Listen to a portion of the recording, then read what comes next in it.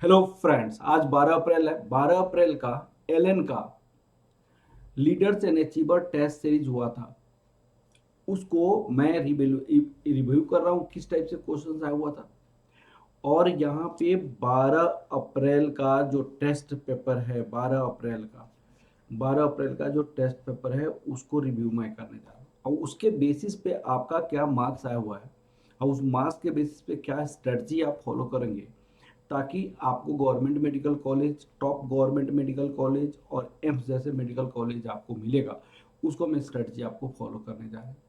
Question का pattern जो LN का होता है हमेशा आपको टॉप साइड में होता है, लेकिन हमेशा टॉप साइड में होता है उस टाइप की क्वेश्चंस एग्जाम में एलएन में आपको जो जो नीट 2026 में आने वाला है उस टाइप के क्वेश्चंस नहीं आएगा, उससे इजी आएगा, मॉडरेट क्वेश्चंस आएगा।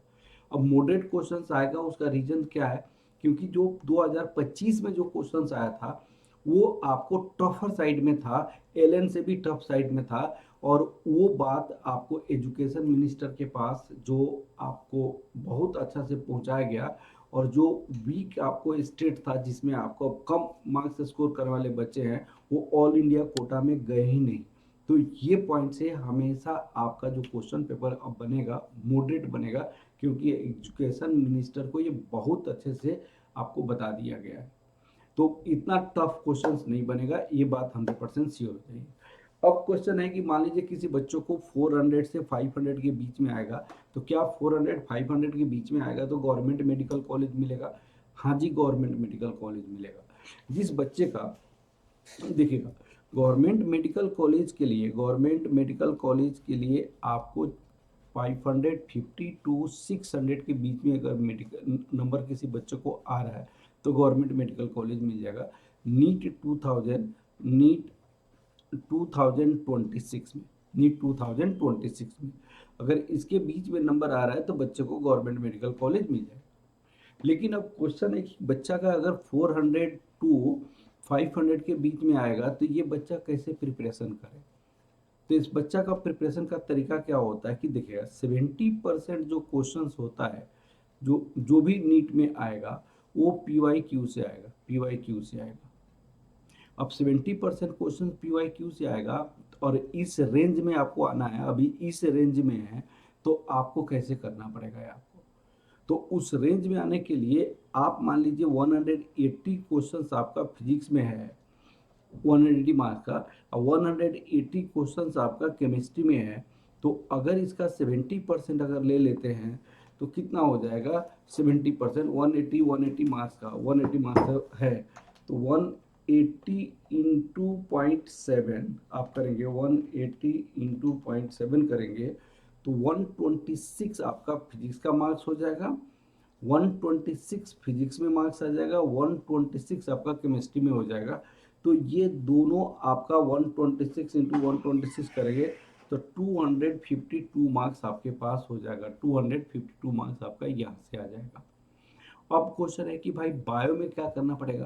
तो बायो में आप कंसंट्रेट कीजिएगा। जैसे मान लीजिए आज से 20 दिन टाइम है तो 20 डेज टाइम में आप क्या करेंगे, मान लिया जाए कि 1 आवर आपको पीवाई क्यू आपको करने में लगता है, चाहे फिजिक्स का हो और केमिस्ट्री का हो।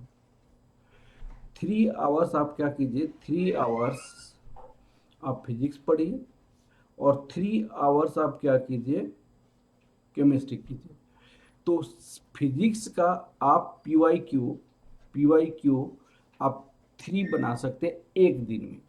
और केमिस्ट्री का सिर्फ पीवाई क्यू करेंगे तो 3 बना सकते हैं। तो अप्रॉक्स आपको 6 डेज में जो आपको 2015 से लेकर 2025 तक का पीवाई क्यू आपका कंप्लीट हो जाएगा एक बार। तो आपके पास अगर 20 डेज है तो आप एक बार 6 डेज के लिए तो आपको 20 डेज में अप्रोक्स कितना टाइम लगेगा, कितने बार आप बना सकते हैं। तो 3 बार आप पीवाई क्यू बना सकते हैं और वो टिप्स पे कर सकते हैं पीवाई क्यू। अब क्वेश्चन है कि आपका स्टडी टाइम तो सिर्फ 3 आवर्स फिजिक्स में दिया, 3 आवर्स केमिस्ट्री में दिया, आप 15 घंटा आपको पढ़ना पड़ेगा बेटा। 15 घंटा अगर 400 500 के बीच में नंबर आ रहा है और आपको सेफ स्कोर में जाना है, 550 से 650 के बीच में आना है, तो आपको 15 घंटा पढ़ना पड़ेगा।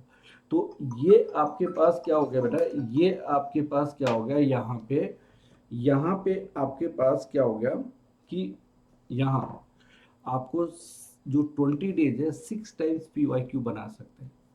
अब क्वेश्चन है कि भाई बायो में आपको कितना नंबर चाहिए, बायो में कितना नंबर चाहिए, तो बायो में आपको कम से कम आपको जो 320 टू 360 के बीच में नंबर लाना पड़ेगा।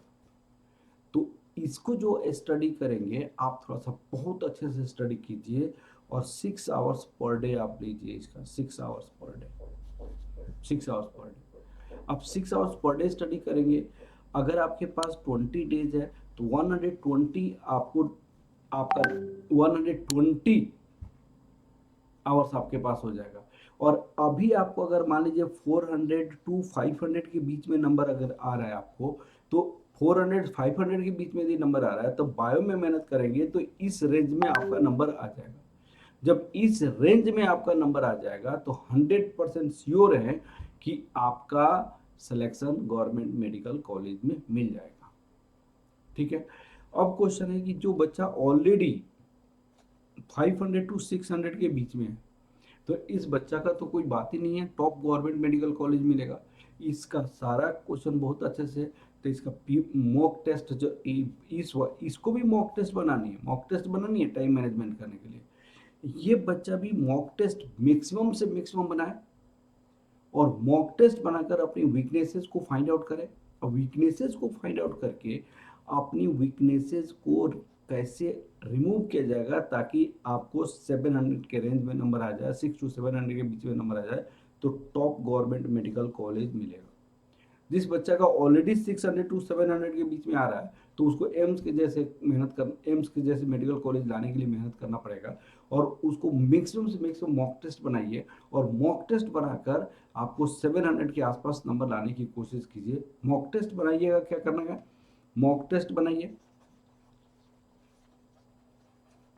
मॉक टेस्ट, इसको एनालिसिस कीजिए, अपनी वीकनेसेस को फाइंड आउट कीजिए, वीकनेस को फाइंड आउट कीजिए, इसको रिमूव कीजिए ये 20 डेज में, इसको रिमूव कीजिए ये 20 डेज में। 100% श्योर आपका गवर्नमेंट मेडिकल कॉलेज आपको मिलेगा, एम्स जैसे मेडिकल कॉलेज इस बच्चों को मिलेगा। चलिए, all the best for your coming exam. आप मेहनत कीजिए और मेहनत करके आप अपना गोल को अचीव कीजिए। All the best, all the best, all the best.